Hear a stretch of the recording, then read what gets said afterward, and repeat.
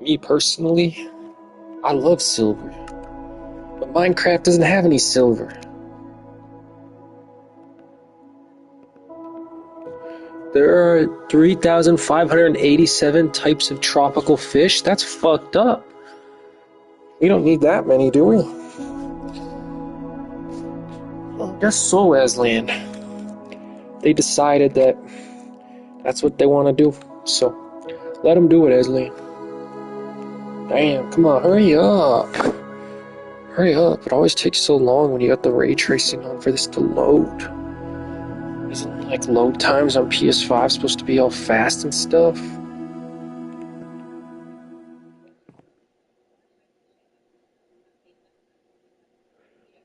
Okay, that should go up to 4. Yep.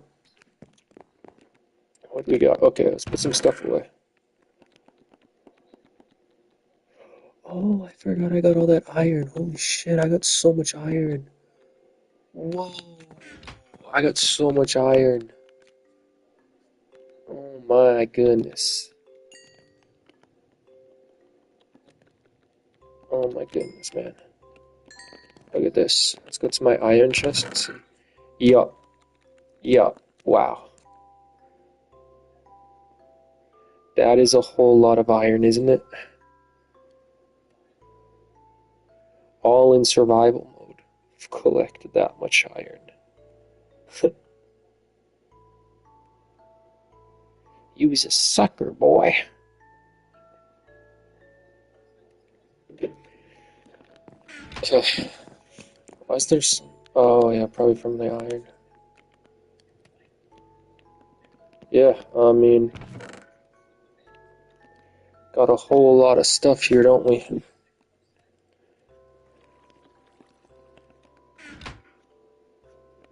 Okay, we ready. Go get more iron? I think so. I think that's what I should do.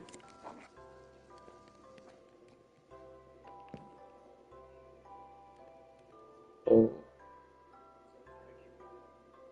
That's beautiful, man. That is beautiful. Okay. So I know in this direction there should be like pillagers, whatever. Oh, oh man. How did I just realize I'm actually finally running out of potatoes? Go back to the potato farm. I gotta do some potato farming. Yeah. I actually don't have enough potatoes. There's 10 in here. I have a lot of other food, but I like using my potatoes. I don't like wasting my other food. Because I got like unlimited potatoes technically. Oh yeah, look at that. Look at that. That's like so many potatoes. Uh,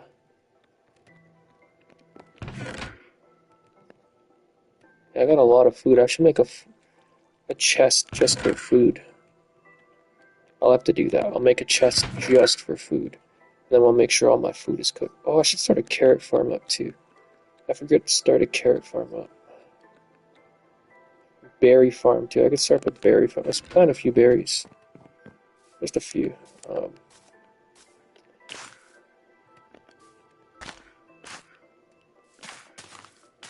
All I got is a few anyways. Oh look, that one's already growing.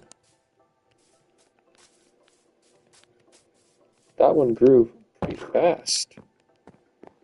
I'll be able to see from my window here if I got berries ready. So, I guess I don't have any cooked potatoes already. So,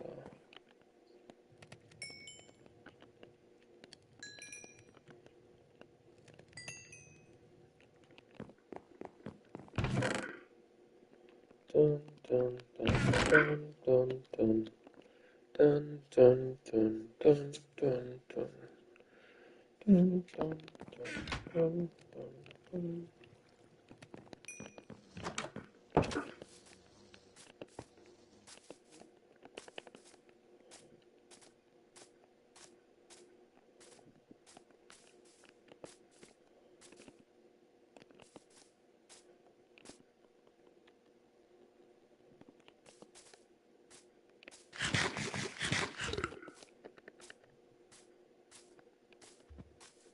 Damn,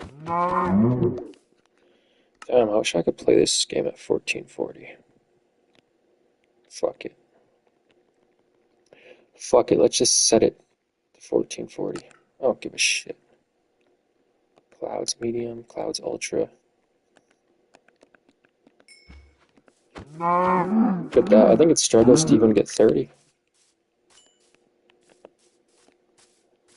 Definitely not 60. I think it struggles to get 30 even on this. Oh well. I don't care. I don't care. I do what I want.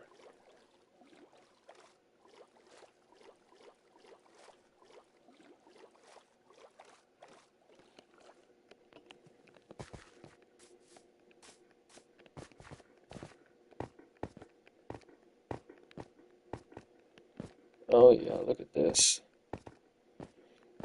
Probably should have set the stream to 1080-30. Maybe it would look better.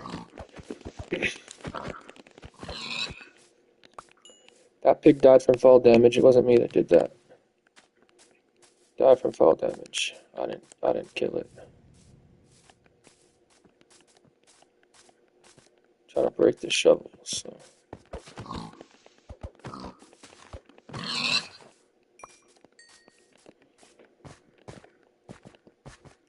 Shovel do damage? Yeah, shovel does +2 attack damage. That is decent, actually, for a shovel.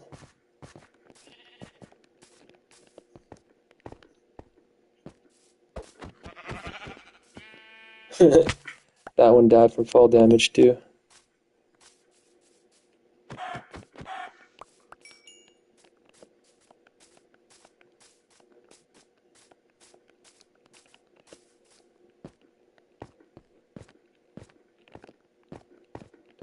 Dun, dun, dun, dun, dun, dun,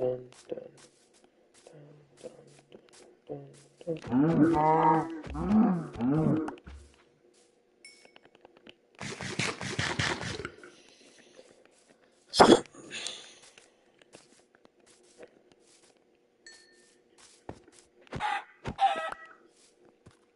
Give me that. Feathers. Level 41. Oh, it's a pink sheep. Ah. Okay, this one should break my shovel, hopefully. Yeah.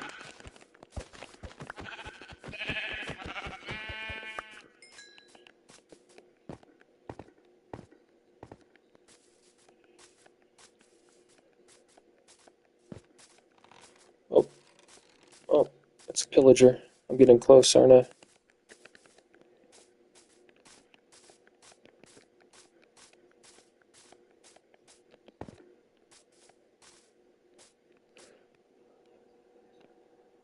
Holy shit, how isn't the fucking thing turned off?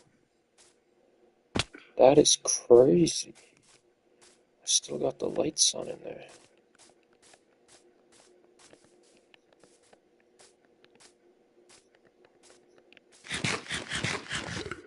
Dun dun dun dun dun dun dun dun dun dun dun.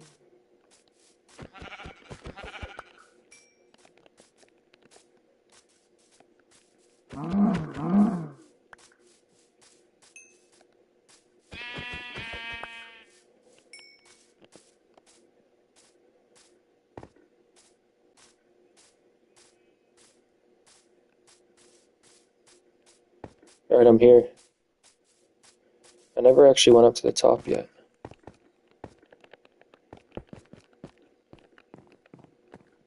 See that guy out there.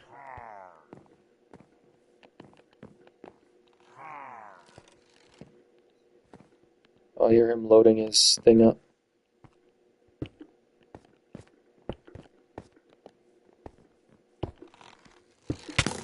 Oh fuck. There's quite a few of them, huh?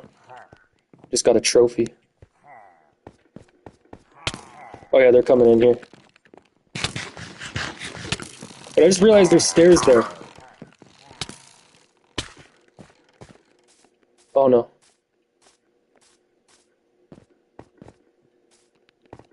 I actually just found I didn't have to build my own stairs.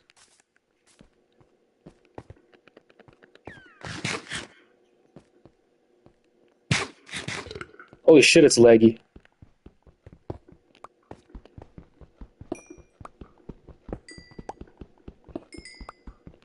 Oh no. Oh no. I didn't think they'd follow me out this far.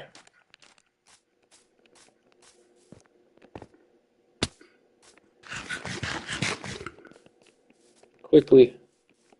We must go.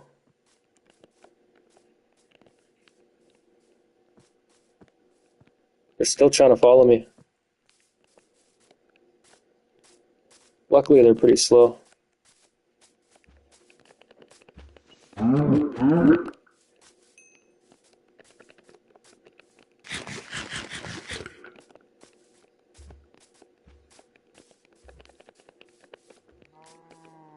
Okay, he'll probably follow me over here, and I'll take him out. Bitch. Fuck you. Fuck you and your family, bitch.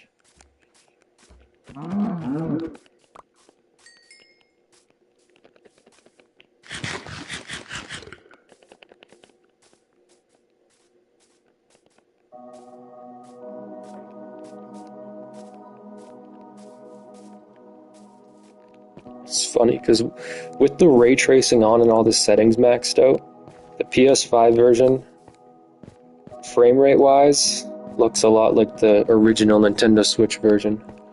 It's pretty funny. That's what this reminds me of. It's like 30 FPS. The graphics look way better, but...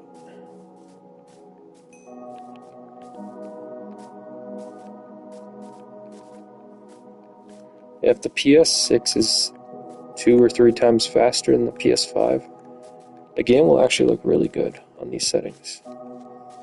Frame rate and everything, but... it's the fucking PS5 that kills the frame rate. Not fast enough. Not powerful enough. Ooh, look at the lava lighting. The lighting on the lava.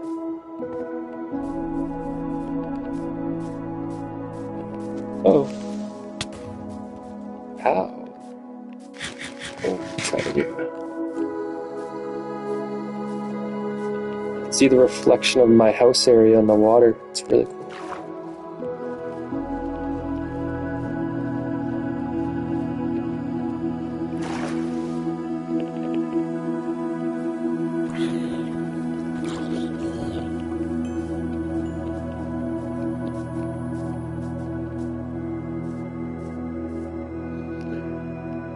Wow, this looks amazing.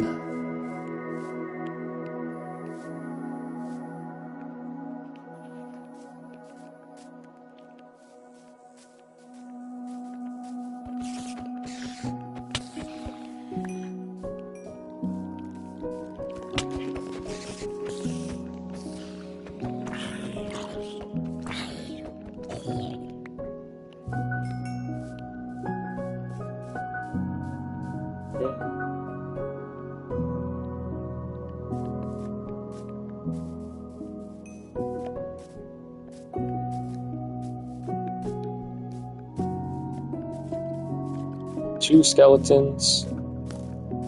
That's too many.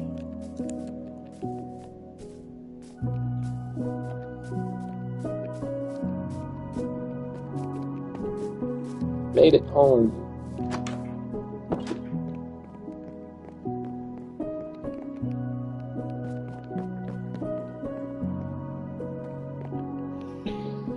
Sleep time.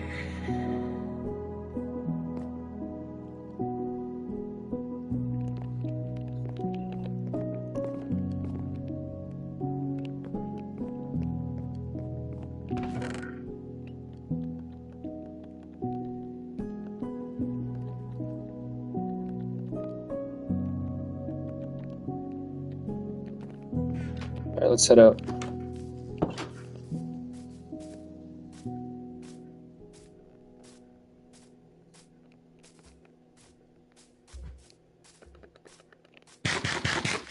Oh shit, never mind. I just realized something. I'm kind of running out of food again.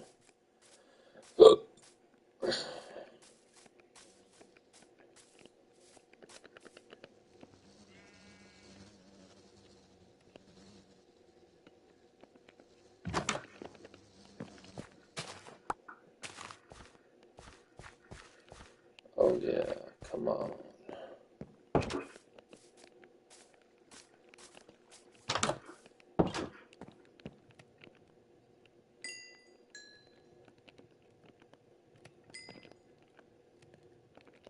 Oh yeah.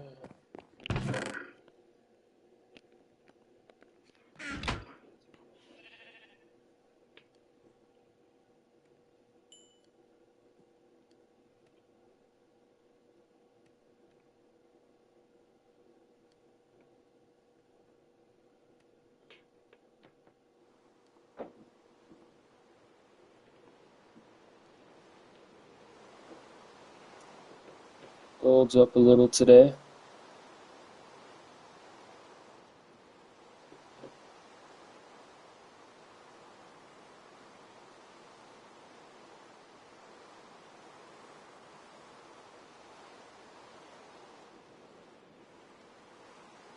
Oh,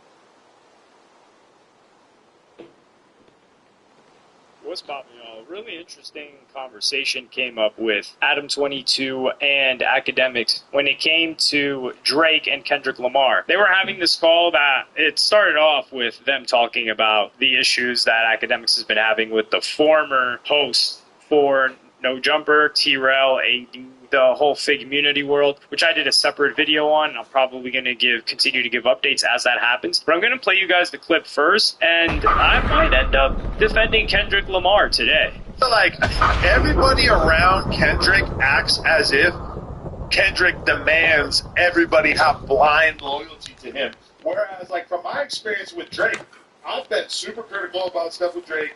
I've said that I didn't like the new album, etc. Drake still talks to me like it's on some regular shit. Like, I feel like Drake, even with Act, is much more understanding of the role of a media figure, and that if you're cool with a person like Adam or Act, that you're going to shit have to deal with the fact that they're not always going to have 100% positive to say about you. But whereas, like, Kendrick, it feels like everybody in his circle, you have to 100% glaze him at all times, or else you are not allowed to be part of any of this. Let me ask you one why question. Drake go bad on Joe Budden when he had his input on this list? But Joe's personal. No. I'll tell you what the Drake and Joe thing is. Drake told me directly, because I asked Drake about it. I said, Drake, I'll criticize you too, so why are you blowing up on it? He says Joe was trying to throw some, he's trying to appeal to little girls. He like little girl stuff. And again, it's the same thing that Kendrick tripled down on. Okay, so what's the problem with him and Charlamagne? So he no. So people that's media that get they input on him. Criticize him, saying he looks like a little light-skinned girl. Like, that's the thing. You're not criticizing the person's music, and you're saying you have a personal attacks. Of course, you're not going to. Sure. You know what Hey, I'm saying? hey, Elliot Wilson went up on Drake because he didn't get like a fourth interview. You know yeah, what I mean? that was gay. That was weird. Hey, But in reality, I'm gonna be honest with you. I was the only thing I was kind of taken back about the dudes who call somebody a pedophile. I can't believe they're like, yo, why y'all talking about our family? And I was like, yeah, exactly. well, that's not necessarily coming from me. The song says, I think the kid belong to Dave Free. I don't know. That's my whole So this is the thing here, is Academics, he can have a say in this because he got free tickets. Like, he was kind of cool with the TDE team. I wouldn't say cool. He was cordial. They had like a press slash, how do you call it? Oh, well, he was actually cool with the guy that did digital marketing, and then now he's he's Kendrick Lamar's manager. I think he used to be really close with Anthony, because obviously Academics has biggest hip hop page, so they work together frequently. But he went to the Mr. Morale and the Big Steppers tour. He got an invite. He was never really talking directly to Kendrick Lamar, but he was aware of the team, and they would give him updates here and there whenever something was happening. But for the past, like prior to Mr. Morale and the Big Steppers, Kendrick Lamar wasn't doing much. He wasn't really dropping like that, so there wasn't much to talk about. Now, circling this back to Drake and why this matters for the Adam 22 situation. So when they distanced themselves from Academics during this beef, I think it was apparent to anyone with two eyes and two ears is that Academics was leaning heavily in favor of Drake. And you could say, like, the criticism there was very, very, very biased. Like, even when Not Like Us came out, everyone knew that was a kill shot. But for Academics to continuously deny that Drake lost the beef for at least another 6 months, that clearly shows what side you're on. And he got, like I said, and he said before, he got the most benefit out of this entire beef. But with Adam 22, when he's talking about Kendrick Lamar, and he's like, yeah, you know, like, I'll say Drake's music is not good, but we'll still be cool and chop it up. I don't know what that's got to do with Kendrick Lamar, because Kendrick Lamar's camp, like, for instance, media is like, Adam 22 doesn't really have much of an effect on Drake's career. A narrative that Academics builds up can have a significant effect on Drake's career. That's why I think those things are very different. If Adam 22 was known as a music reviewer, which he talks about his opinions here and there, but that's not predominantly what No Jumper is known for, I think he may feel a different type of way. For instance, when Joe Budden was talking about it being bad, and then Academics comes and capes for him and says, well, it's because he was talking about, like, yo, he's hanging out with young girls. And I am willing to, just because of the beef with Kendrick Lamar and those accusations, I could understand Drake being upset by that. But if that's the topic that makes him not like the album, then how is he going to skate around it? Like, if your lyrics Hello.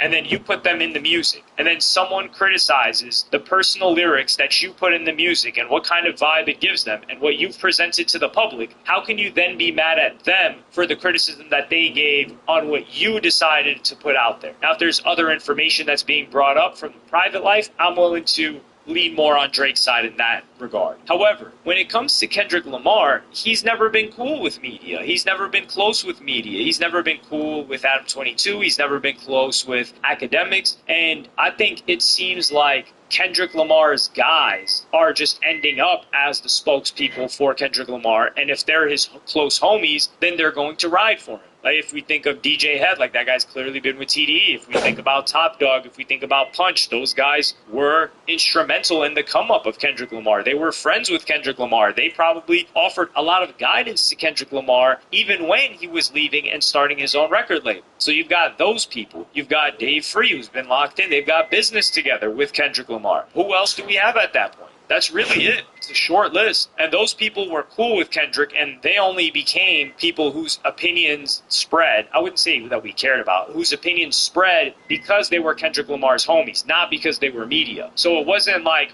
let's say, Complex was locked in, or some host at let's say Nadeska, right, at Apple Music. She wasn't locked in with Kendrick Lamar, and then he's starting to see that she's, let's say, not completely riding for him, and then he pulls away. That's not what happened. Kendrick Lamar already started off always being by his lonely, really tiny, small, knit team, and media, he'll give them... Yeah, sure, whatever.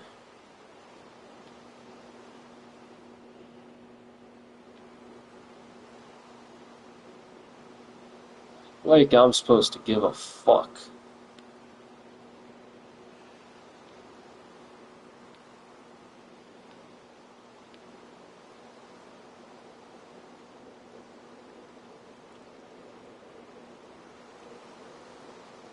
All right, let's bring in senior fellow at the Center for Security Policy and author of When China Attacks, Colonel Grant Newsham. Colonel, good morning to you. Thank you for hopping on with us. So China has responded to this already. They've condemned this attack, says it damages Washington's credibility and are concerned that the situation may spiral out of control. So that's what they're saying publicly. But behind closed doors, what conversations are really taking place when it comes to decision-making in key areas of interest, including aggression, potential aggression towards Taiwan? Well, what they're looking at is this big change that's happened in the United States. Suddenly you have a president who has some backbone and did what needed to be done for the first time in 45 years when he attacked Iran. The Iranians have been at war with us for 45 years, 46 actually. They've killed some thousands of Americans, injured and maimed a lot more, and nobody ever did anything other than to send them pallets of cash and try to negotiate a deal. And here you had someone that attacked them. So China was looking at Taiwan also and thinking, maybe the Americans aren't that serious. And this has raised some doubts in China's calculus when it comes to Taiwan, when they look at what's just happened in Iran. But of course, we have to see how this plays out, because China has been very happy to have the Americans occupied in the Middle East. That means you can't pay as much attention to the Western Pacific, to Taiwan. That's a great point on how this could go one way or the other. And before this strike, Colonel, there were reports of Chinese cargo flights nearing Iranian airspace. What do you think that was all about? Well, it could be. There's always things that we don't know about that happened. They were certainly flying things into Russia at the start of the Ukraine war, and the administration hushed it all up. So that is a possibility. But the bigger issue is that China has been the main backer of Iran for decades. And that includes providing a lot of money, a lot of weapons that the Iranians have given to Hezbollah, Hamas, the Houthis as well. And now China actually buys 90% of Iran's oil. So that's about 20% of Iran's GDP. And that's the real issue here, is the amount of support that China has given to Iran, and used Iran really as a cat's paw, as a proxy to attack America's friends in the region, to cause chaos. And then to the Chinese perspective, that works to their advantage. Now we have to wonder, are we going to cut off Iran's oil exports and force the Chinese to go buy oil elsewhere? Well, that's a great question, Colonel, because yesterday Iran's parliament did approve a plan to close the Strait of Hormuz, which would block $1 billion of oil shipments per day. This is Iranian retaliation, but like you said, this would impact China far more than it would the United States. So here's Secretary of State Marco Rubio yesterday. Watch this. Do you expect to close the Strait of Hormuz? Yo, fuck the PlayStation Network, fuck Sony. Well, I would encourage the Chinese government of Beijing to call them about that, because they heavily depend on the Straits of Hormuz for their oil. If they do that, it will be another terrible mistake. It's economic suicide for them if they do it, and we retain options to deal with that. So does China do that? Do they call Iran and say, do not close the Strait of Hormuz? Well, they might, or they might say just let Chinese ships through, like they've done in the Red Sea with the Houthis. So that's a possibility. But closing off the Straits of Hormuz is actually harder than you might think. That's been tried before, back in the 80s, and the Iranians couldn't pull it off. But that would require more of a commitment by U.S. forces.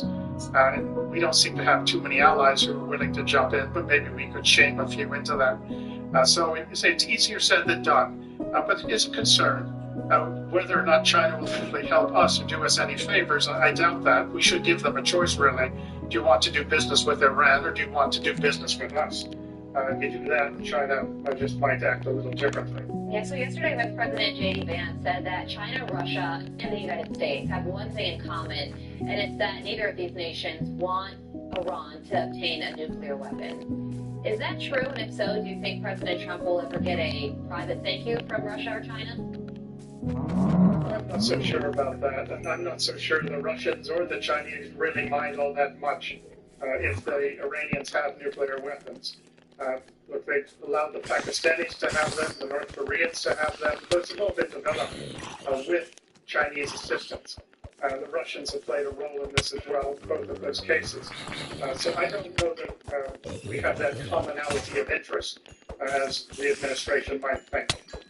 Colonel Grant Newsom, thank you very much for joining us this morning. A Fox Business alert, Iran's parliament voting in favor of closing a major shipping route, putting as much as 1/5 of the world's oil supply at risk. It could hurt suppliers big time, as Forbes finds that roughly $1 billion worth of oil flows through the Strait of Hormuz daily. Cheryl Casoni from our sister network Fox Business here with the details. Cheryl. Good morning. Yeah, when oil prices actually started trading last night, we did see an initial bump. We've seen that kind of come back a little bit now, because the question is, if they decide to eventually close the Strait of Hormuz, and it's not for sure yet because the Iranian Security Council has to be the ultimate decider on that, that means that 20% of the world's oil is going to be, well, shut off. This is a problem, though, guys, for China, because 3.3 million barrels a day go to China through the Strait of Hormuz from Iran. And if you listen to Secretary Rubio, who was on with Maria yesterday on Fox News, he says that's not a good plan for Iran. Watch. Do you expect Iran to move to close the Strait of Hormuz to try to disrupt oil transportation across the world? Well, I would encourage the Chinese government in Beijing to call them about that, because they heavily depend on the Straits of Hormuz for their oil. If they do that, it'll be another terrible mistake. It's economic suicide for them if they do it, and we retain options to deal with that. Yeah, so here's a real quick number from Forbes. More than half of the energy that flows through the strait, again, goes to China. So if you look at a map here, just to kind of give you guys a sense of what we're talking about here and why the Strait of Hormuz is so crucial to global supply of oil. It connects the Gulf of Oman with the Persian Gulf. But, you know, look, at the end of the day, the pressure could be on China to deal with Iran. What were those planes doing going into China? I mean, excuse me, into Iran, those Chinese planes. You know, there's a lot of questions here, guys. We were talking to Colonel Grant Newsom, who's become an expert on China, and he said that China could make that call to Iran, but what they could say is, you can close the strait, but just allow our ships to go through. So that could also be another real possibility there. There's also another possibility here that's unfortunate. I heard you talk about this in the last hour of the program, is that you could see some smaller level attacks. It could be IRGC, small boat attacks against vessels, not Iranian vessels that are exporting oil over to China, but other world ships, global ships that are going to other destinations, and that's another problem. There are other ways that Iran could try to find a way to push back against the United States. But I do think it is clear that China's economy relies on cheap Iranian gas, under market value gas. Something like this could hurt them. So to that point, will China end up sort of pushing for a resolution if Iran decides to close off the Strait of Hormuz? It certainly is fascinating to watch. I know Cheryl's going to be talking a lot more about this over the next 3 hours on Mornings with Maria. Cheryl, thank you. Thank you, guys. All right, let's bring in co-host of the Big Money Show, Taylor Riggs. If Iran does close this strait, how does it impact Americans here at home at the pump? You know, I'm not sure it does it immediately, because we are much more independent from Iran and all of the global oil supply than we were, let's talk about back in the 1990s, which we could go into when Iraq invaded Kuwait, and then we had to get involved, and then that was a whole other issue with oil. So the good news is we've totally diversified since then. The other good news is Trump went to Saudi Arabia in the Middle East just last month, right? And shored up all of our support there. So to follow up on what Cheryl said, Saudi Arabia, if they close the Strait of Hormuz, Saudi Arabia has channels through the Red Sea where they could still export oil. And again, it's only 20%. So there are other levels I think that the Middle East could pull. And Trump has done a very good job of trying to isolate Iran. So let's quickly talk about Iraq invades Kuwait in 1990. Oil prices spike, the S&P 500 equity markets fall. So if you're waking up this morning and you're like, I'm going to just sell my whole equity portfolio, I'm totally freaked out, I think this is World War III. You plunge 20% 2 months later, and then you rally 24% even before the U.S. gets involved the following January. By the following April, you've regained all of that money and then more. So I think it's important for Americans to wake up and say this is very different in 30, 40 years. And there's, we're more diversified and we're a much more resilient economy. So that is the good news. I'm glad you mentioned wake up because we have a lot of people who wake up literally at 5:45. Yeah. Good morning. Good morning to you. They turn this show on, and probably this morning they turn it on for business at around this time. Yeah. This morning they're probably wondering a dollar amount, a penny amount, a cent amount that their gas is going to go up at the pump. Yeah. If I'm hearing you, you don't think it's going to go up that much. No. So I have a question for you. How much is it going to go up and how soon? You're saying I've heard, no and not never. Yeah, I've heard 3 to 6 cents a gallon in the short term. Again, all of this matters just like the tariff conversation, duration and intensity. So as long as this isn't a drawn out thing, look at oil. If oil goes to 80, that's the signal that this is the market pricing in longer and more intense than we thought. That's price per barrel, not gas at the pump. If it goes above 80, then that translates into maybe 3 to 6 cents higher at the pump.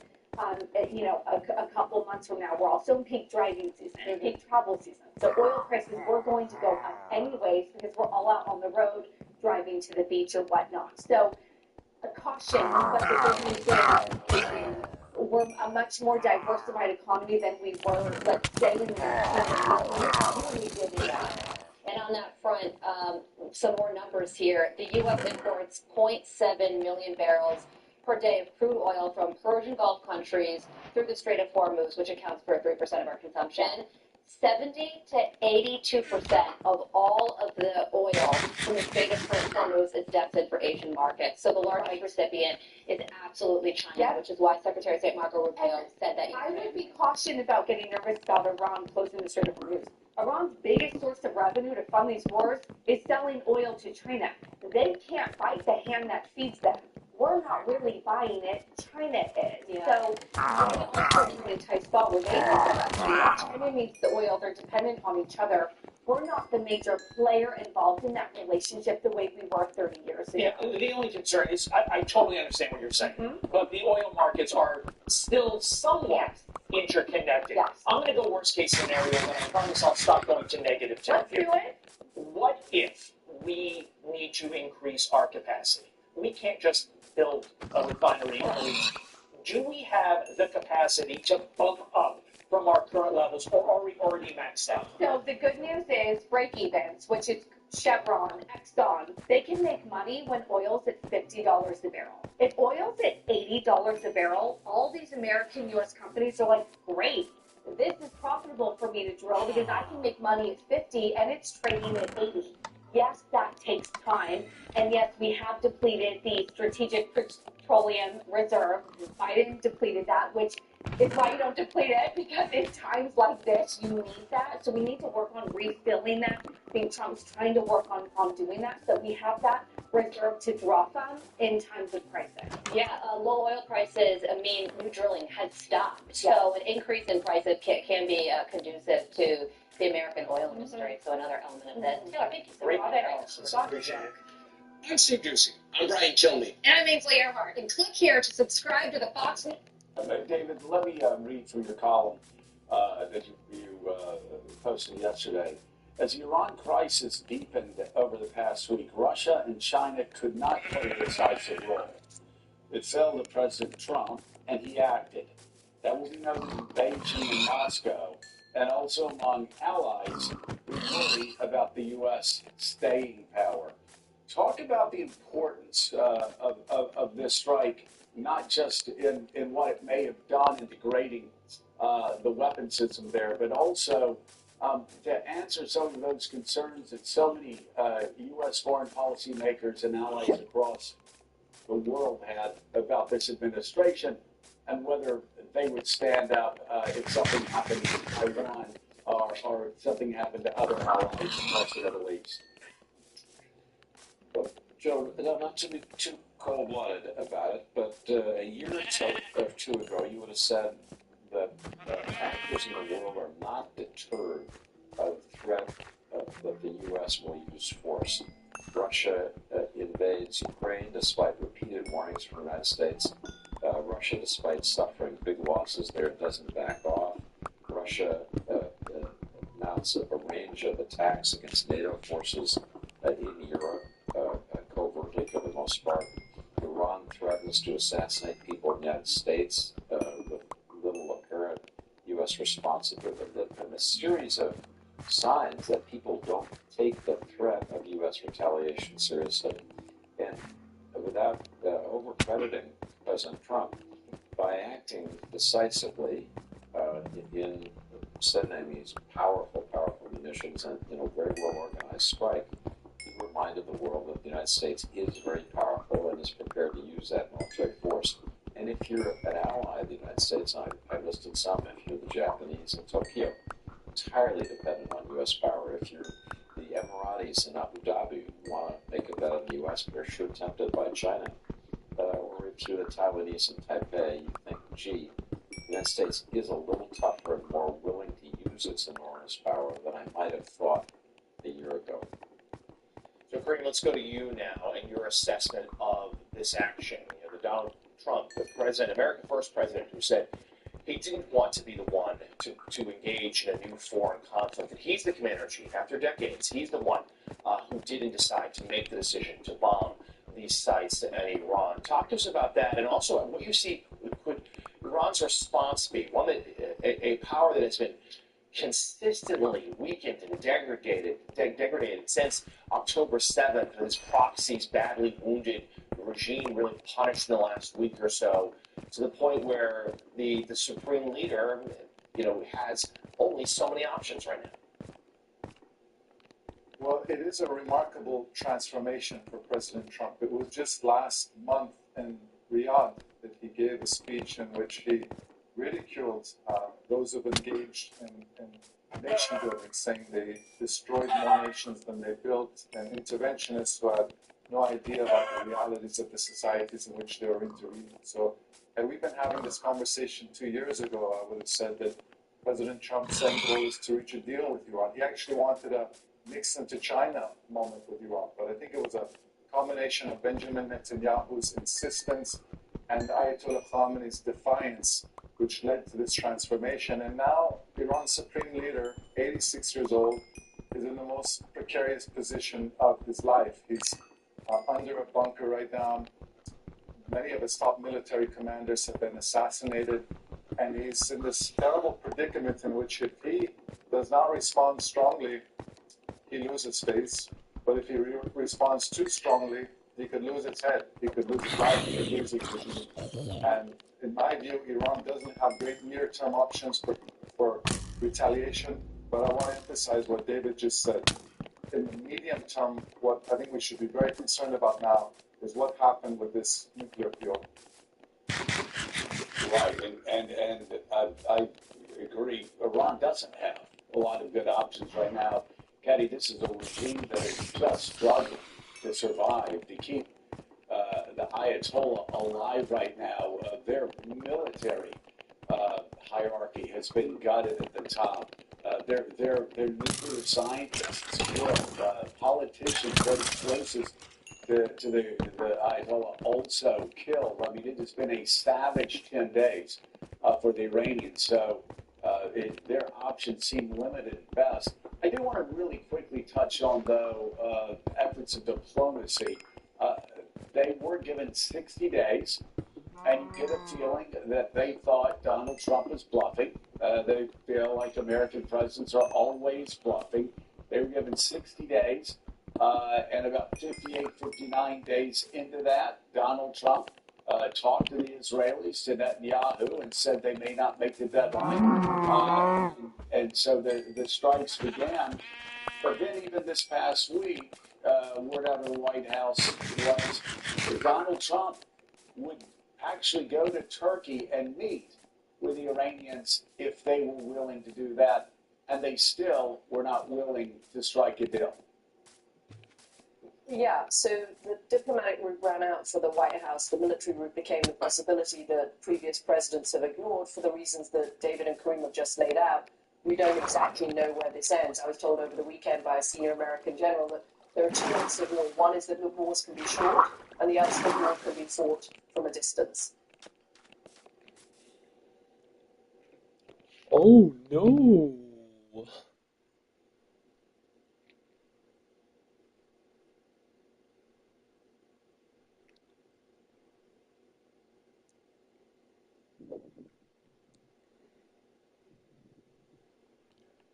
Come on. Hey, we had CMHC, Canada's Housing Agency, ran out a report last week. They're great for reports. CMHC is good for reports.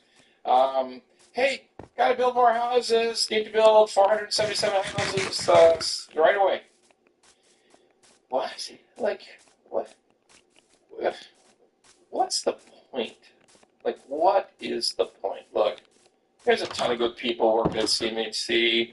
They got some great programs. They brought purposeful rentals back to life. We didn't properly build pure rental projects, rental apartment projects in Canada for decades.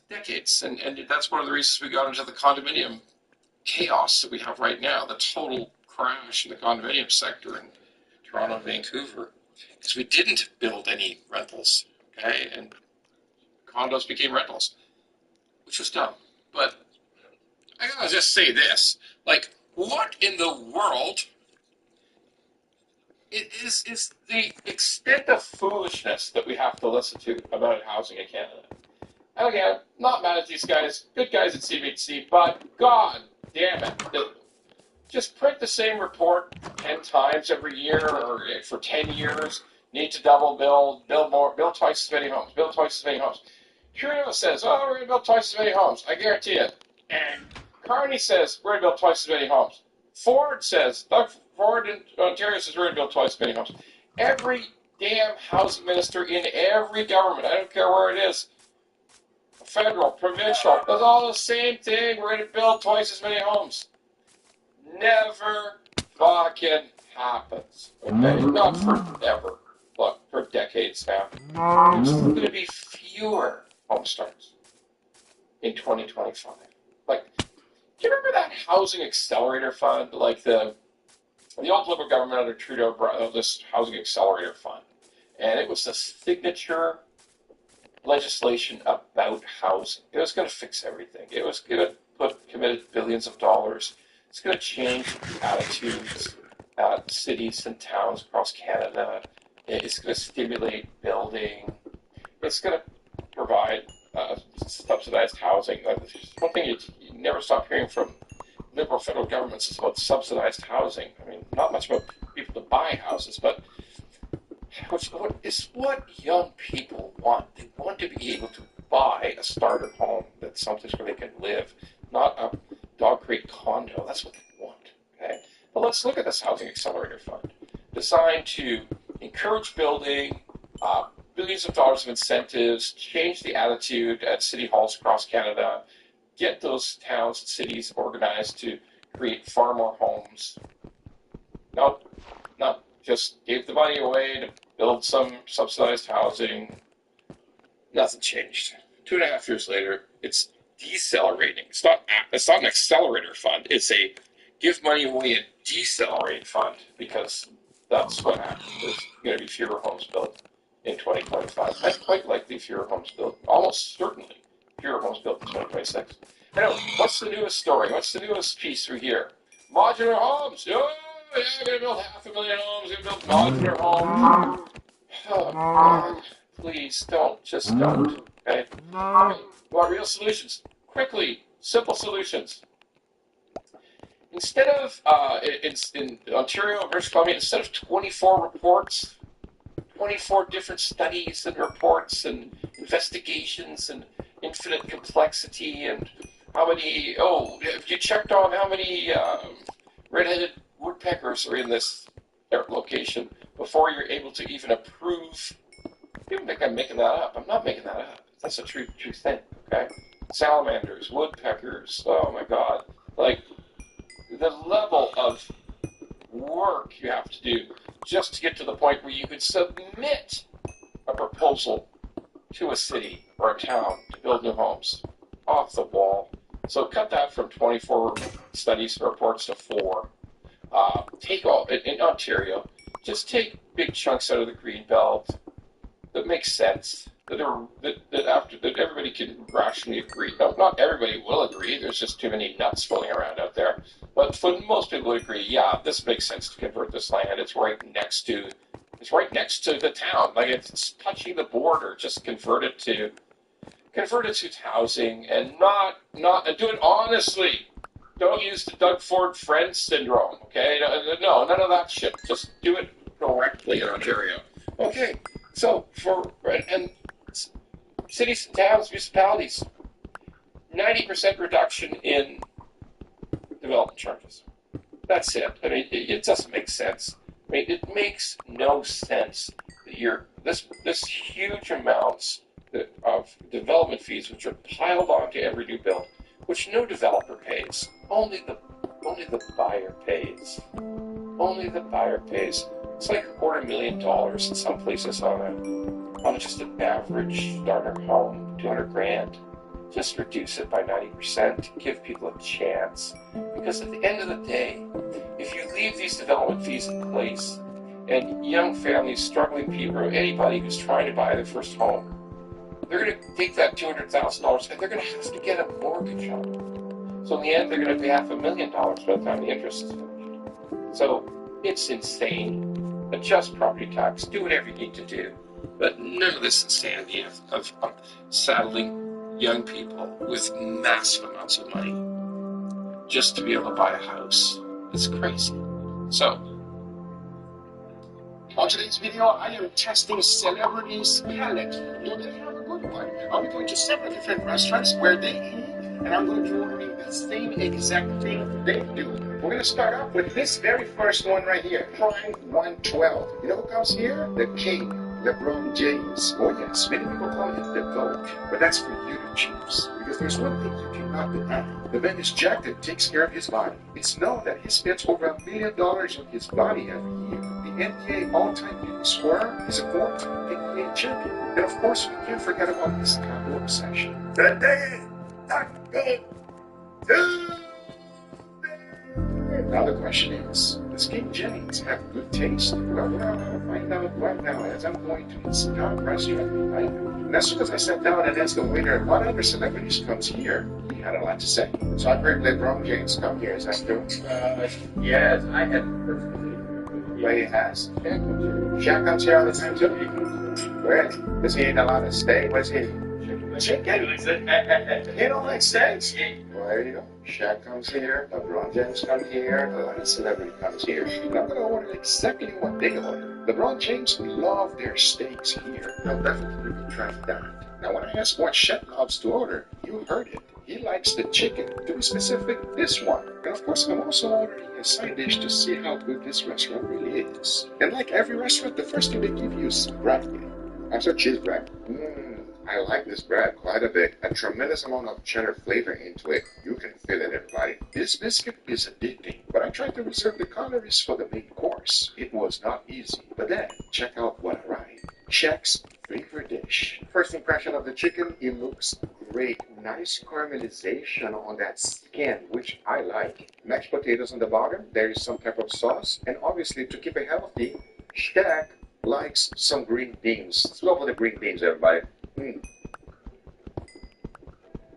Oh, it's missing seasoning. There's not a lot of salt. You're eating straight up grass. No more green beans for me. Let's dig into this chicken right now. Shout out to Shaq. Oh, wow. I noticed two things immediately with this chicken. This is a good quality chicken. Bro, this chicken is so good. Why is it so good? It's awesome. Well, it's a free-range chicken. Free range, I knew it. That is delicious. What an incredible. I normally don't like chicken, but chicken is very chickeny. Like very, you know what I'm saying? Like Tender too. it's so tender, so juicy. Wow, it's a delicious chicken, brother. Sometimes when you buy chicken from the supermarket, it's boring. It's just not good. This is a good chicken, man. In all honesty, this was delicious. Super moist, cooked to perfection. That nice golden brown crust was delicious. But there was one thing that I still needed to try, and that was to combine it with the sauce at the bottom. And now I was ready for that bite. Cheers.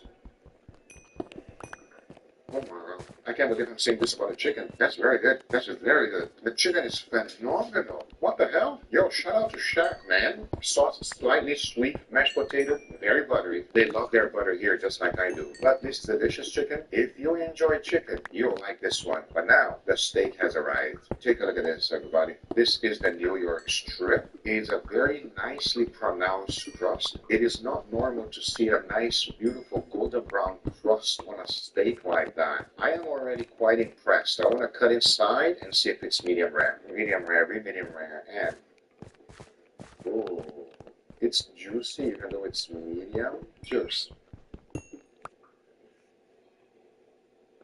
Oh, okay. Let's get a few things straight. They did not nail my preferred doneness, which is medium rare. It's medium. This usually happens whenever a steak is broiled. And when you broil both sides, the carryover heat can actually cook it a little bit extra. But there's one thing that they have here, and that would be their sauce. This one was looking marvelous, and I was ready to go in for a bite.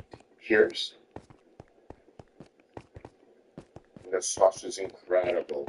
Oh my lord. Wow. I'll be honest with you, everybody. This is a charred broiled steak. It has no charcoal flavor. It's not medium rare. But for being what it is, this is a very nice steak, man. I enjoy this steak. LeBron James, you have good taste. This is not bad. It's not bad at all. Shout out to my boy Chef, though, because that chicken is incredible. To be honest with you, both of these dishes were actually good. But just like every place, I also wanted to try their side dish. And I went with this one right here, their lobster mac and cheese, which is LeBron James' favorite one. And here we have the mac and cheese. LeBron James. Oh my god. Wow, that's a very good mac and cheese. Very delicious, nice and creamy, super crusty on the top. It's just breadcrumbs without a tremendous amount of butter, which I like. There's pieces of lobster that you can clearly see. I mean, take a look at that, everybody. You see that? Huge pieces of lobster, the real deal. I'm telling you, man. What can I say? It's a good mac and cheese. It's a good mac and cheese.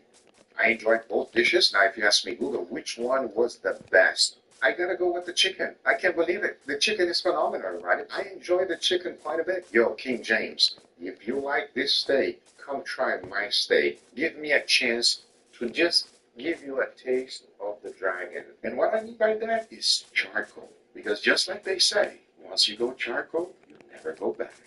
Our next celebrity is called Armando Christian Perez. You probably never heard of this. That's because it's his original name. And he loves this restaurant called Makoto. It is a Japanese fusion-style restaurant, and several celebrities love this place. This is where Mr. 305 loves to eat. Dale. Now, Pitbull is a foodie because he has his own restaurant. It's called Twenty Sides, and I did an entire video about it. Casual food that is delicious, and I'm sure you will enjoy it. But even though this is his restaurant, when he comes to Makoto, there are two things he loves to order.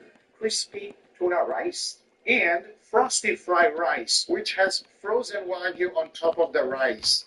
I mean, Mr. Pitbull knows how to eat, everybody. I cannot wait to see what this looks like. I think it's going to be great. Enough talking, let's go. This restaurant is known for one thing, and that is speed. Get ready, because the food will come out quickly. I mean, this has to be the most perfect crispy rice ever. Oh, I cannot wait to see what this one is going to taste like. Cheers.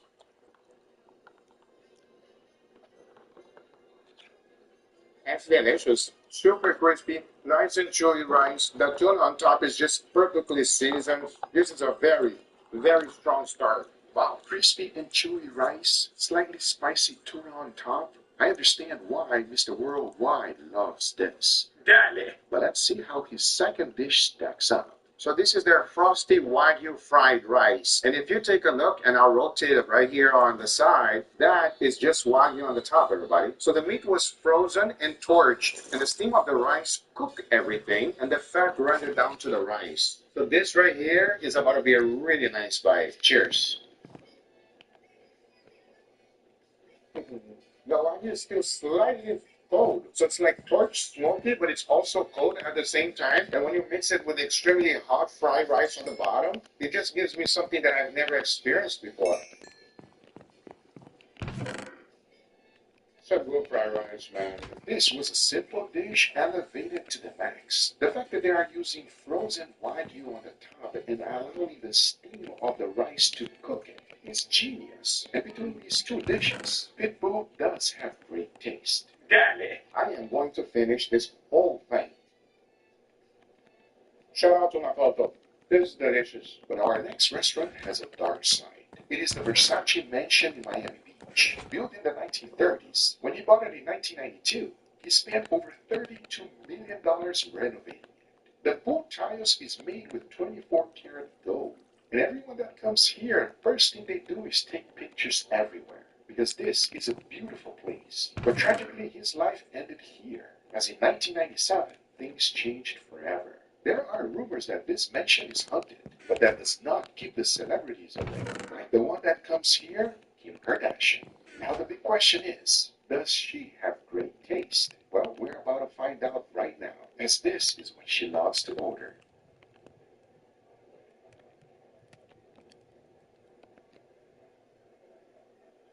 I know what you're saying. This sorbet looks better than this already, and that same supper. They give you a cocktail right here. This cocktail is $35, and it is a passion fruit cocktail. Absolutely terrible. So this is what Kim Kardashian would order when she comes in. A carpaccio, to be specific, a Hawaiian carpaccio. This is that, bros. This is just that. It has no seasoning over it. They put a flour that is unedible. And the fact that I'm comparing this one with the one I had in Salt Bay and I'm saying that Salt Bay was better should tell you everything. But nevertheless, I went ahead, rolled it up, and I was ready for my first bite. Cheers!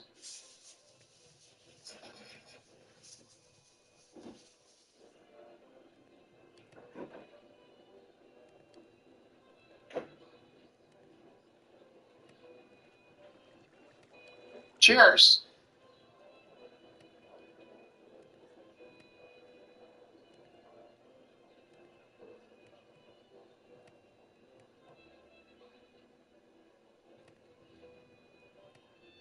Oh my god. I don't even have words. That's the worst thing I've ever put in my mouth. At least Salt Bay was edible. That is unedible. Kim Kardashian, you have taste. Seriously. So this is what I like to call the definition of a tourist trap. They come in for one thing and one thing only, the history. And most importantly, Versace, which is still one of the most popular brands in the world. And I've just learned that everyone you see eating here is not a local from Miami. As the food you've just witnessed, it's something I just would not recommend. But there's one other celebrity that lives here in South Florida. And if you love soccer, you love this guy, David Beckham. Married to one of the Spice Girls, David Beckham is an icon. He's a co-owner of Inter Miami, where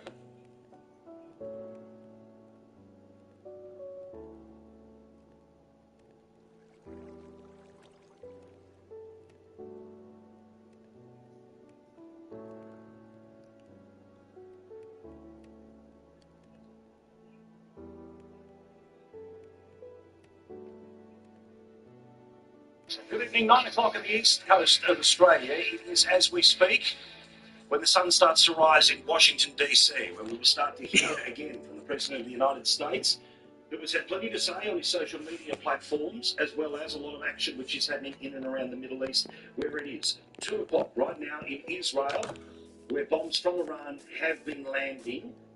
Despite the Iron Dome, some have made it through. Some of the explosions pretty significant. Thankfully, as we discussed last night on the program, adequate warning means most people end up in a bomb shelter. Let's focus on Iran, though, because there is a fair bit happening there right now. In fact, in the past hour, there has been major operations, and I'll tell you some of the targets that have been hit. The local time there is 1:30 in the afternoon. We've also got an idea of what is happening in Europe with the bosses of the International Atomic Energy Authority. Those people, on behalf of the United Nations, have actually got some indication about what damage has been done in the past couple of days. We'll get to that in a moment or two's time. And the Iranians are meeting in Moscow, hoping for some help from Vladimir Putin.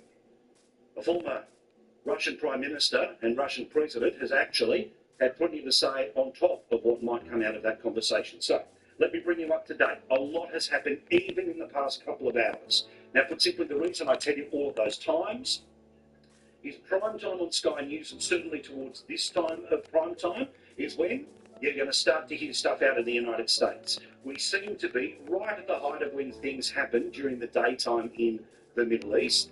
And as I said, you can start to look your way around the globe. So regardless of what you may hear in the morning, which will be a form of an update, if you are interested in following every little move of this thing, make sure you're checking in with Sky News Primetime again at the top of each show for the next few days. I'll try to tell you what has happened in the past couple of hours, not just react to what has happened in the past 24 hours. Okay, so let's get on with this. So, as we speak, The United Nations and via their weapons inspectors are now starting to give us a little bit of an insight into how much damage was done by the American hit on Iran.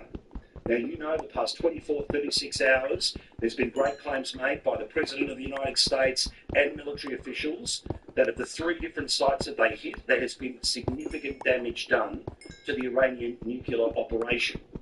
The Iranians said today, because they feared that things were coming, some of these sites may well have been emptied out. So, there's a lot of bluster, there's a lot of BS, there's a lot of sizzle, but there's also a lot of stake when it comes to this story. So, again, I'll try to explain things and try to keep an eye on lots of moving parts here. So, let's have a look here at the announcement that was made by the, essentially, United Nations and their weapons inspectors.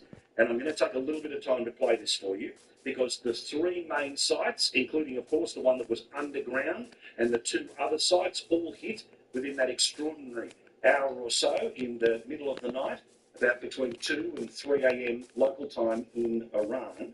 Well, remember, we had to wait a couple of days to find out what the battle damage assessments were going to be. The Americans were expecting to give us an insight into that perhaps as early as the next couple of hours, but in midpoint between the early announcements, the bluster that may well have come out of America about how decisive this is, well, what is actually happening, and is there any fallout? Because obviously, if you're hitting enriched uranium, the possibility for poisons to make it into the air and winds to move it around local populations becomes an issue. But here's literally fresh off the press what's just been said by the UN. At this time, no one, including the IEA, is in a position to have fully assessed the underground damage at Fordo. Given the explosive payload utilized and the extreme vibration-sensitive nature of centrifuges, very significant damage is expected to have occurred. At the Isfahan nuclear site, additional buildings were hit, with the US confirming their use of cruise missiles. Affected buildings include some related to the uranium conversion process.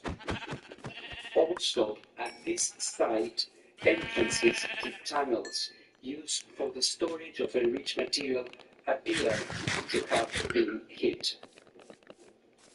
At the Natanz enrichment site, the fuel enrichment plant was hit, with the US confirming that it used ground-penetrating munitions.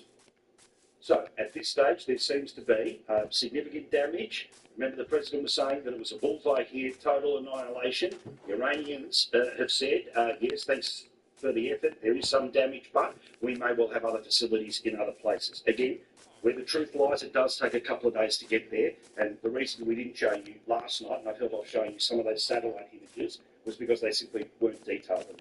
And again, I know there's a lot on social media, I know there's a lot on clickbait media, but we do our best to verify as much as possible, to pull it all together for you at the end of the night, which we'll be doing for the next couple of days. Now, also, in the past hour, the Israeli Defense Forces have announced that they are stepping up the war against Iran, and they are now starting to move from military targets to the regime targets. The regime targets, put simply, are the government. The capacity for the Iranian government to stay in place. The Israeli Defense Forces, in the last hour, have put out a statement saying that they have struck 6 regime airports across western, central and eastern Iran.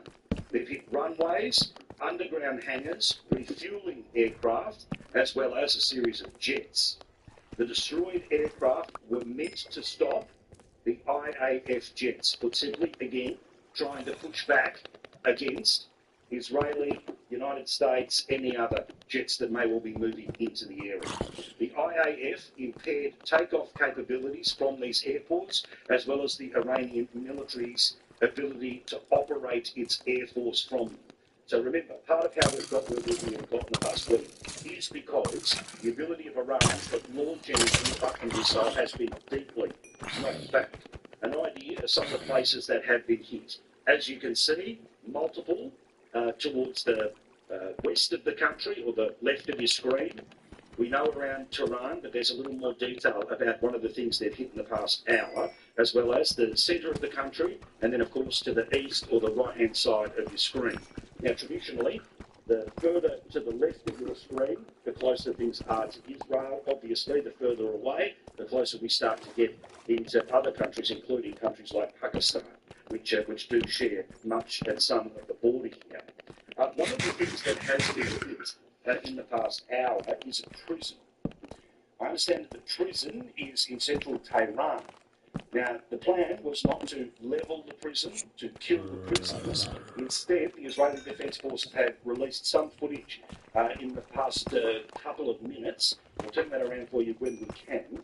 But what they've done is they've blown the doors off the prison, because the prison is apparently where many political prisoners, i.e. enemies of the regime, would be in place. Great work from our team who turned that around very quickly. Again, you can see the doors of a notorious prison where political prisoners are being held has been blown off by the Israelis. The Israelis, who for the past week have been focused on military targets, are now starting to move towards what they refer to as regime targets. Now, they are actively trying to weaken the Iranian government, the Iranian regime. They want a change in who is governing that country because of its obvious threat that has taken place over decades towards Israel. The United States has said that they are not involved in the regime change like they were in Afghanistan with the Taliban, like they were with Saddam Hussein in Iraq, because the process of regime change, because it's not just about killing the leaders, it's the next level who want to be the leaders, or the, after decades, many layers that exist that have been keeping the Iranian population down for decades. That process is one that is going to take years. It's one that the Israelis have said that they are committed to doing, and we now start to see the beginning of the harder pivot towards that. All of that, putting the pressure on the Iranian government, the theory being that more pressure on the Iranian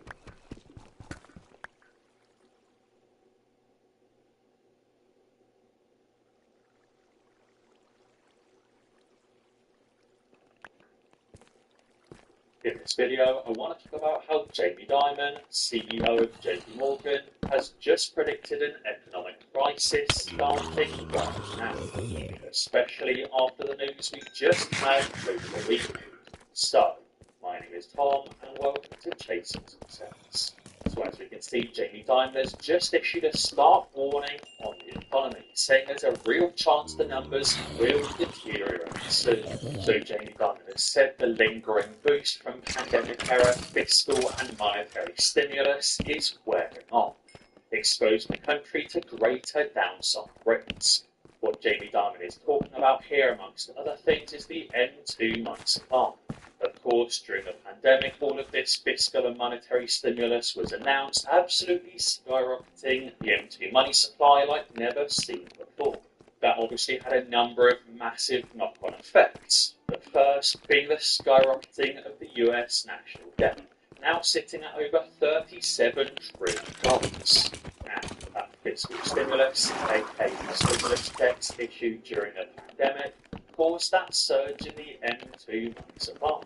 It also caused a surge in demand, and then coupled with that excess monetary supply, had a massive knock-on effect on inflation. It's estimated those stimulus checks led directly to at least 50% of the inflation during the 2021 and 2022 period. And obviously this skyrocketing inflation had to be combated with the skyrocketing interest rate, aka the federal funds rate. Now, to summarise, the stimulus checks caused an increase in the M2 money supply and the debt. That led to an increase in inflation, which obviously led to the interest rates being increased to combat inflation. And Jamie Dimon is basically saying that it's getting to the point where those high interest rates are taking its toll on the consumer. Hello. That demand is falling.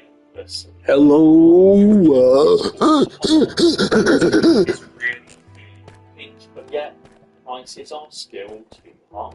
When Jamie Dimon says he thinks there's a chance real numbers will deteriorate soon, he's referring to the US GDP, basically saying the the US economy will slow down and stop growing.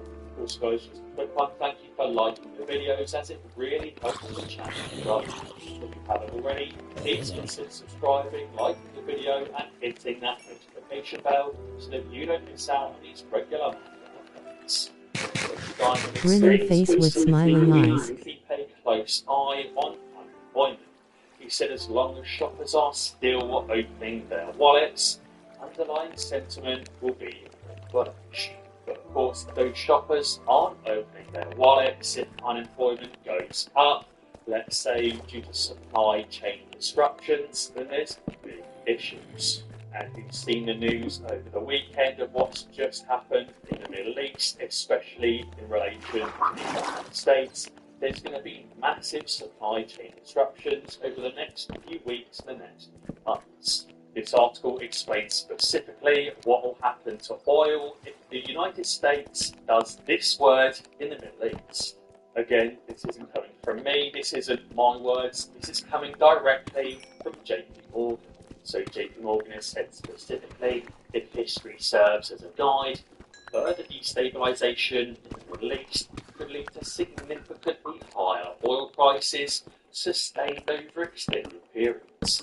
Iran specifically is the third largest producer in OPEC and exports about 1.6 million barrels of crude oil per day. And during previous crises or crises, oil has spiked about 76% at their peak on average. So in oil specifically, we're likely to see oil prices spike by at least 76%. If you've been tracking oil prices over the last few weeks, you'll see oil is already spiking already at over 30%. You can see even over the last month, the price of oil has increased from around $60, $61 to nearly $78 per barrel, and that doesn't include what's just happened over the weekend. Monday morning, we're likely to see oil spike above $80 per barrel and continue higher and higher towards $100 and above. And oil isn't the only supply line that's likely to be impacted as a result of what President Trump has just done to the Middle East. If you didn't know, many products that are manufactured in Asia or manufactured in China actually pass through to the United States via the Suez Canal, via the Gulf, and via the Strait of Hormuz.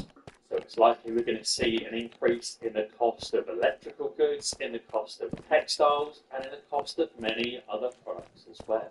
Therefore, over the next few months, we may see another resurgence in US inflation back over 4% and maybe higher. That again could obviously lead to another increase in interest rates, just like we saw with the bull Volcker effect from the late 70s and early 80s. This is exactly what the Fed doesn't want to happen, and this is exactly what the Fed is trying to avoid right now. Especially as the US Fed Chief Jerome Powell has just said the rate path is currently unclear, but the tariff impact is coming. And again, I think we're also going to see an impact of what Trump has just done in the Middle East over this weekend, again impacting on inflation over the next few months. So even US Federal Reserve Chair Jerome Powell has said at least one thing seems to be certain, which is that higher prices are coming. So Jerome Powell here, straight off the bat, is admitting that inflation will likely be going higher again. This article here explains the current dilemma Jerome Powell is facing, which is that if the Fed moves too quickly to lower interest rates, it risks inflaming inflationary pressures that are already poised to flare back up. But on the flip side, if it waits too long to cut, it could cause undue economic damage at a time when employers are already scaling back on hiring and fewer Americans are in work. And as I've already explained, we're likely to see even more supply lines being impacted over the coming weeks and the coming months, leading to even higher employment. As a result, the Fed are still waiting to see the best course of action. Many believe the Fed will cut in September, but not before. But again, it seems even the Fed doesn't really do it, as they're still elaborating whether to hedge on inflation or whether to proceed with cuts. Right now, it's a very tricky time, and right now the path is unclear, and what's just happened over the weekend doesn't help clarify things. What the Fed have done is increase their inflation expectations over the next few months, expecting core PCE to increase from 2.8% to 3.1% this year. Again, they're also expecting the unemployment rate to go up from 4.4% to 4.5%. And again, this unemployment rate may be going as high as 5% after what's just happened, which would spell bad news for the wider market. And this is exactly why JP Morgan and Jamie Dimon are warning of an economic crisis. This article says specifically that a measure of future US economic activity fell in May for the 6th straight month and triggered a recession signal. What we've seen is weakening orders for manufactured goods, an uptick in jobless benefit claims, and a drop in building permit applications. It says the Conference Board's leading economic index fell by 0.1% to 99 last month after a downwardly revised 1.4% drop in April, which was the largest decline in the index since the spring of 2020. And really, this is exactly what Jamie Dimon has been speaking about all along. We're steadily starting to see the real numbers decline. They expect a significant slowdown in economic growth in 2025 compared to 2024, with real GDP growing 1.6%. And again, as I touched on earlier, the Fed are actually expecting this to drop further, down from 1.7% to just 1.4%. Again, as I've been saying this whole video, as JP Morgan is saying, there's a chance that real numbers deteriorate, starting with GDP. Again, at this point, it wouldn't surprise me if we started to see those GDP estimates falling further to just 1% or even 2%.